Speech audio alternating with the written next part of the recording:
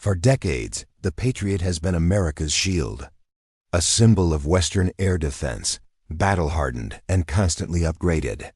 Across the ocean, Russia's answer is the S-400 Triumf, a system Moscow calls unbeatable, capable of striking targets hundreds of kilometers away. Two systems, two philosophies of war. But when missiles truly rain down from the skies, which one can be trusted to protect lives? The story begins in the 1980s. The Cold War was at its peak, and the United States needed a new way to defend cities, bases, and troops from Soviet aircraft and ballistic missiles. The Patriot was born.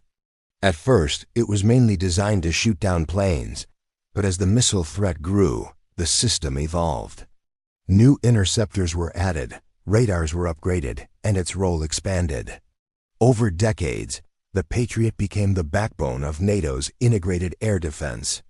Its interceptors today are split into layers: the PAC-2 missile for long range, engagements against aircraft and cruise missiles, and the PAC-3 missile for high-speed, high-precision strikes against ballistic missiles.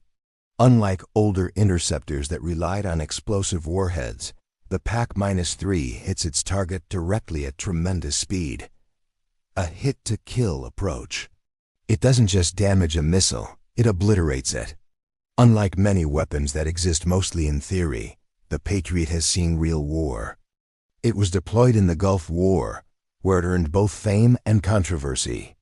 Early versions struggled against Iraqi Scud missiles, but upgrades have made the system more lethal.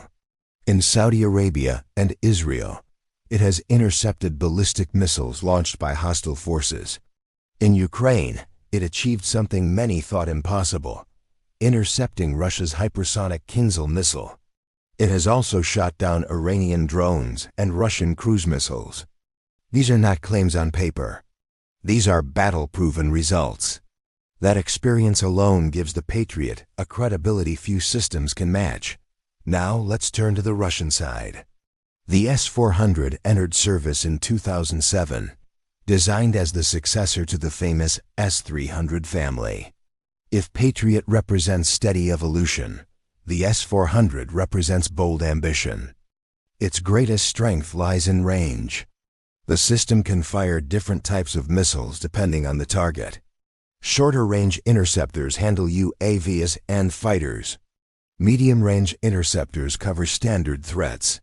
And then there is the 40N6 missile, advertised with a staggering 400-kilometer reach. In theory, this allows the S-400 to strike aircraft long before they can approach Russian territory. Russia also claims the S-400's radars can detect stealth aircraft, such as the American F-35, or even the B-2 Spirit. If true, this would be a major breakthrough, but so far, no real battlefield evidence has proven those claims. Still, the S-400 is not just a domestic system. It has been exported to China, India, and even NATO member Turkey. Its presence in Turkey sparked a crisis in the alliance, as the system could not be integrated with Western networks. For Russia, every S-400 sold is both profit and political leverage. At home, S-400 batteries guard Moscow, Kaliningrad, Crimea, and strategic bases. It is not just a weapon, but a symbol of Russian technological pride. Now let's compare the radars, the eyes of these systems. The Patriot's radar, the NMPQ-65, can track more than 100 targets simultaneously, guiding missiles to intercept incoming threats. Its maximum effective range is about 160 kilometers. The S-400's radar, the 91N6E Big Bird, is far more powerful on paper, with detection claims reaching up to 600 kilometers. But again, these are theoretical values. In practice, clutter, electronic warfare, and stealth designs reduce effectiveness. What truly matters is proven performance, and so far, Patriot has shown results against the hardest threats. While S-400's most dramatic abilities remain untested in real combat against advanced Western aircraft, accuracy is where the Patriot shines. Its PAC-3MC interceptor is designed with millimeter precision. By striking head-on, it destroys incoming missiles rather than just deflecting them. In Ukraine, this precision was demonstrated when Patriot batteries successfully neutralized Russian hypersonic missiles, something even U.S. officials once doubted was possible. By contrast, the S-400 boasts impressive specifications, including claims of intercepting targets at speeds exceeding Mach 14 and altitudes up to 30 kilometers.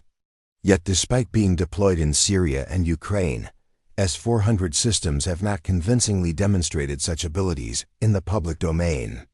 The lack of evidence leaves many analysts skeptical. Deployment is another major factor. Patriot is everywhere.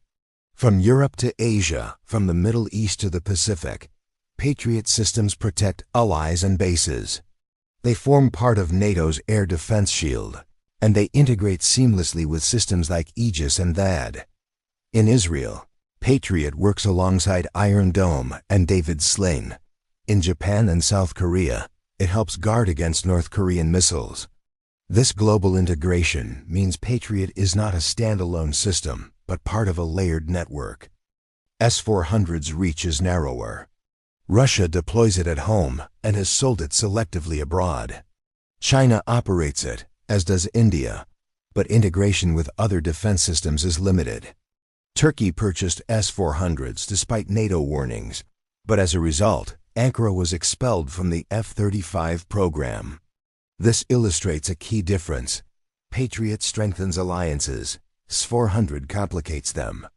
But let's imagine a battlefield scenario. A swarm of drones approaches. Behind them, waves of cruise missiles skim low. Moments later, ballistic missiles arc high above, diving toward critical infrastructure. No air defense system can afford to miss. Patriot batteries would respond with different interceptors depending on the threat. PAC-2 missiles would tackle aircraft and cruise missiles. PAC-3 South would rise to meet ballistic warheads. The system's layered design makes it flexible, but there is a cost. Each PAC-3 missile costs several $millions. Shooting down a cheap drone with such an interceptor is financially painful. The S-400 would face the same storm differently. Its long-range missiles could, in theory, attempt to strike enemy aircraft before they even launch their payloads. Against the drones and missiles, shorter-range interceptors would be fired. But the S-400 has a limitation. The number of launch tubes is fixed. In a saturation attack, when dozens of missiles and drones arrive at once, the system can be overwhelmed. Once the tubes are empty, reload times are long, leaving gaps in defense. This vulnerability has already been observed in modern conflicts, where massive drone swarms can exhaust even advanced air defense systems. So which one is better? The truth is, neither Patriot nor S-400 is perfect. Both have strengths. Both have weaknesses. Patriot is proven, accurate, and globally integrated. S-400 is powerful on paper, far-reaching, and politically influential. The real difference may lie in philosophy. The U.S. sees Patriot as part of a web of defenses, satellites, radars, fighters, interceptors, and allied systems all working together. Russia emphasizes the S-400 as a singular shield, projecting range and power from each battery. Looking ahead, both sides are already moving on. The United States continues to upgrade Patriot, making its radars more advanced and its interceptors more efficient. It complements Patriot with THAAD for high-altitude defense and Iron Dome for low-cost drone interception. Russia, meanwhile, is developing the S-500, which it claims will counter not just missiles, but hypersonic weapons and even satellites. Whether those claims will be realized is yet to be seen. And so, the question remains, in the storm of missiles that defines 21st century warfare, which system would you trust with your life? The battle-tested Patriot, or the long-range promise of the S-400? If you had to choose, which system would you trust? Patriot, battle-tested, accurate, globally integrated. S-400, long-range, ambitious but unproven. The skies of the future will tell us the answer. But for now, the debate continues.